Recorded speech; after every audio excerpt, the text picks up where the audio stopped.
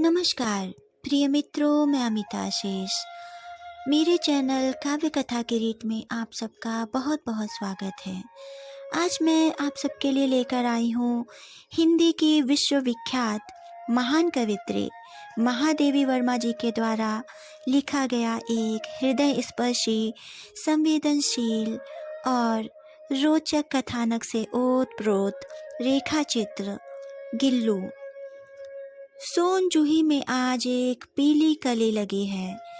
इसे देखकर अनायास ही उस छोटे जीव का स्मरण हो आया जो इस लता की सघन हरितिमा में छिप कर बैठता था और फिर मेरे निकट पहुँचते ही कंधे पर कूद कर मुझे चौंका देता था।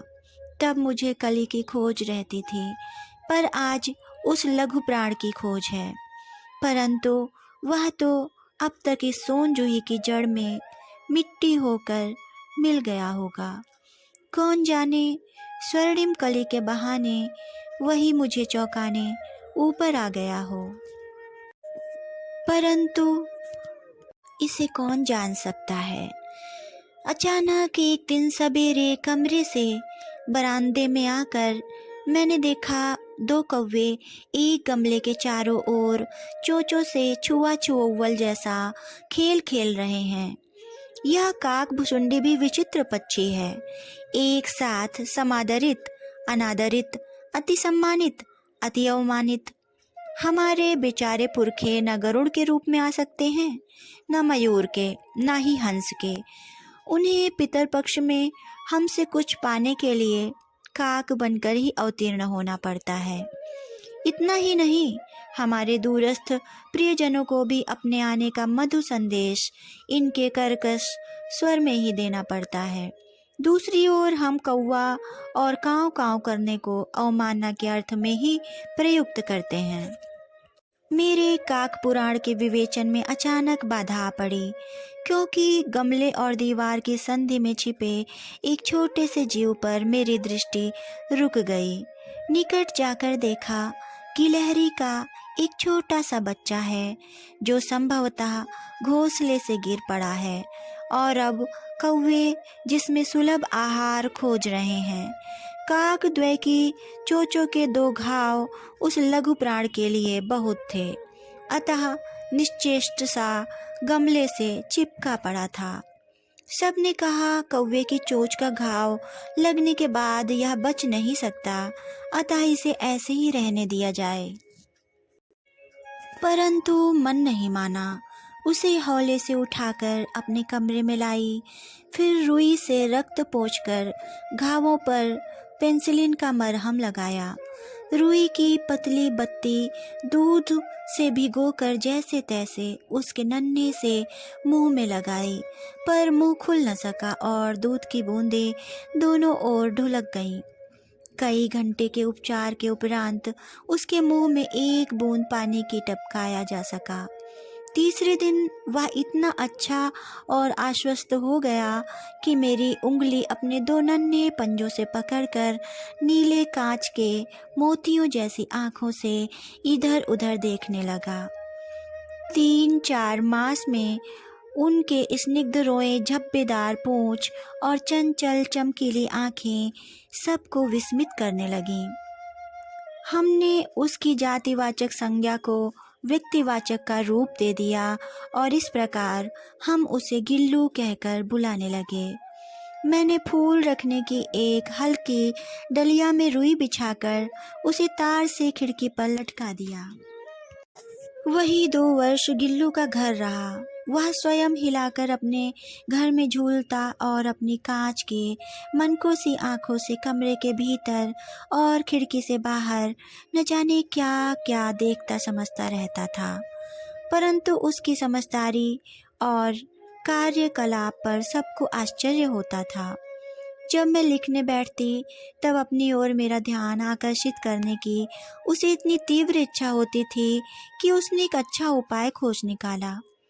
वह मेरे पैर तक आकर सर्र से पर्दे पर चढ़ जाता और फिर उसी तेजी से उतरता। उसका यह दौड़ने का क्रम तब तक चलता जब तक मैं उसे पकड़ने के लिए न उठती। कभी मैं गिल्लू को पकड़कर एक लंबे लिफाफे में इस प्रकार रख देती कि उसके अगले 2 पंजों और सिर के अतिरिक्त सारा लघुगात लिफाफे के भीतर बंद रहता। इस अद्भुत स्थिति में कभी कभी घंटों मेज पर दीवार के सहारे खड़ा रहकर वह अपनी चमकीली आंखों से मेरा कार्यकलाप देखा करता। भूख लगने पर चिक चिक करके मानो वह मुझे सूचना देता और काजू या बिस्कुट मिल जाने पर उसी स्थिति में लिफाफे से बाहर वाले पंजों से पकड़कर उसे कुतरता रहता। फिर गिल्लू के जीवन का प्रथम बसंत आया। नीम चमेली की गंध मेरे कमरे में हौले हौले आने लगी। बाहर की गिलहरियां खिड़की की जाली के पास आकर चीख चीख करके न जाने क्या कहने लगी। गिल्लू को जाली के पास बैठकर अपनेपन से बाहर झांकते देखकर मुझे लगा कि इसे मुक्त करना आवश्यक है। मैंने कीले निकालकर जाली का एक छोटा कोना खोल दिया और इस मार्ग से गिल्लू ने बाहर जाने पर सचमुच ही मुक्ति की सांस ली। इतने छोटे जीव को घर में पले कुत्ते बिल्लियों से बचाना भी एक समस्या ही थी। आवश्यक कागज पत्रों के कारण मेरे बाहर जाने का कमरा बंद ही रहता है। मेरे कॉलेज से लौटने पर जैसे ही कमरा खोला गया और मैंने भीतर पैर रखा, वैसे ही गिल्लू अपने जाली के द्वार से भीतर आकर मेरे पैर से सिर और सिर से पैर तक दौड़ लगाने लगा। तब से यह नित्य का क्रम हो गया। मेरे कमरे से बाहर जाने पर वह भी खिड़की की खुली जाली की राह बाहर चला जाता और दिन भर गिलहरियों के झुंड का नेता बना हर डाल पर उछलता कूदता रहता और ठीक 4 बजे वह खिड़की से भीतर आकर अपने झूले में झूलने लगता। मेरे कमरे से बाहर जाने पर वह भी खिड़की की खुली जाली की राह बाहर चला जाता और दिन भर गिलहरियों के झुंड का नेता बना हर डाल पर उछलता कूदता रहता और ठीक 4 बजे वह खिड़की से भीतर आकर अपने झूले में झूलने लगता। मुझे चौंकाने की इच्छा उसमें न जाने कब और कैसे उत्पन्न हो गई थी। कभी फूलदान के फूलों में छिप जाता, कभी पर्दे की चुन्नट में और कभी सोन जूही की पत्तियों में। मेरे पास बहुत से पशु पक्षी हैं और उनका मुझसे लगाव भी कम नहीं है, परंतु उनमें से किसी को मेरे साथ मेरी थाली में खाने की हिम्मत हुई है ऐसा मुझे स्मरण नहीं आता। गिल्लू इनमें अपवाद था। मैं जैसे ही खाने के कमरे में पहुंचती, वह खिड़की से निकलकर आंगन की दीवार बरामदा पार करके मेज पर पहुंच जाता और मेरी थाली में बैठ जाना चाहता। बड़ी कठिनाई से मैंने उसे थाली के पास बैठना सिखाया, जहां बैठकर वह मेरी थाली में से एक एक चावल उठाकर बड़ी सफाई से खाता रहता। काजू उसका प्रिय खाद्य था और कई दिन काजू न मिलने पर वह अन्य खाने की चीजें या तो लेना बंद कर देता था या झूले से नीचे फेंक देता था। उसी बीच मुझे मोटर दुर्घटना में आहत होकर कुछ दिन अस्पताल में रहना पड़ा। उन दिनों जब मेरे कमरे का दरवाज़ा खोला जाता, गिल्लू अपने झूले से उतरकर दौड़ता और फिर किसी दूसरे को देखकर तेजी से अपने घोंसले में जा बैठता।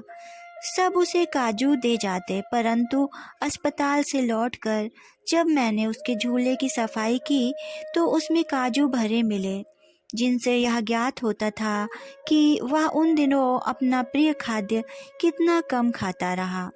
मेरी अस्वस्थता में वह तकिए पर सिरहाने बैठकर अपने नन्हे नन्हे पंजों से मेरे सिर और बालों को इतने हौले हौले सहलाता रहता कि उसका हटना एक परिचारिका के हटने के समान लगता।